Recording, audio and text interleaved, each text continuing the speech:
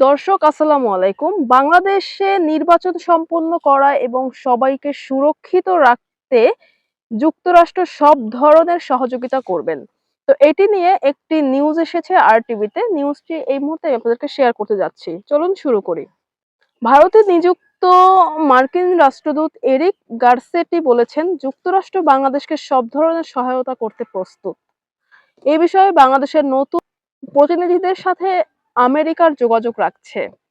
একই সঙ্গে এরিক গারেসেটি স্বীকার করেন, মার্কিন জাতীয় নিরাপত্তা উপদেষ্টা জ্যাক সুলিভানের সাম্প্রতিক ভারত সফরে বাংলাদেশ নিয়ে আলোচনা হয়েছে।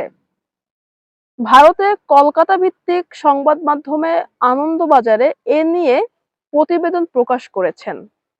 সংবাদ মাধ্যমটি বলেছে, যুক্তরাষ্ট্রের জাতীয় নিরাপত্তা উপদেষ্টা জ্যাক সুলিভানের সদ্য সমাপ্ত দিল্লি সফরে বাংলাদেশ পরিস্থিতি আলোচনার গুরুত্ব অঙ্গ হয়ে ওঠে বলে শুক্রবার জানিয়েছে দিল্লিতে নিযুক্ত মার্কিন রাষ্ট্রদূত এরিক প্যারিসেট। একে প্রশ্নের উত্তর দিতে গিয়ে তিনি বলেন, বাংলাদেশের নতুন প্রতিনিধির সঙ্গে যুক্তরাষ্ট্রের যোগাযোগ রয়েছে। বাইডেন এবং ট্রাম্প প্রশাসন উভয়ের কাছেই সংখ্যালঘুদের স্বার্থ গুরুত্বপূর্ণ। বাংলাদেশ নির্বাচন সম্পন্ন করা এবং সবাইকে সুরক্ষিত রাখা যুক্তরাষ্ট্র সব ধরনের সহায়তা করতে প্রস্তুত। দিল্লিতে সুলিভানের আলোচনা অনেকটাই জুড়ে ছিল বাংলাদেশের কথা। সভায় তার মন্তব্য তুলে ধরতে গিয়ে বলেন, আমরা সবাই স্থিতিশীল, সমৃদ্ধ, সহিংস বাংলাদেশ চাই। এ বিষয়ে ভারত আমেরিকা উভয়েরই স্বার্থ জড়িয়ে।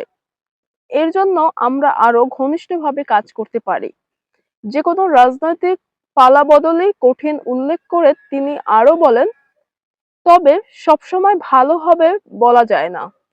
তদুপরি এ নিয়ে ভারত এবং আমেরিকা নানা ক্ষেত্রে দায়বদ্ধতা বিস্তৃত পরিসর রয়েছে। গারসেটি বলেন, যুক্তরাষ্ট্র বা ভারত কোনো গণতন্ত্রই নিশ্চিন্ত নয়। বাড়ির রক্ষণাবেক্ষণের মতো গণতন্ত্রের পরিচর্যা করতে হয়। ভারত ও যুক্তরাষ্ট্র সম্পর্কে প্রসঙ্গে এই কূটনৈতিক বলেন, ভারতের পররাষ্ট্রমন্ত্রী বলে থাকেন, আমেরিকার বিষয়ে উনি কথা বলবেন না, আমেরিকাও ভারতের বিষয়ে কিছু বলবে না। আমি কিন্তু বলবো, উভয়ের বিষয়ে কথা বলুক। সব দেশেরই অভ্যন্তরীণ সমস্যা থাকে।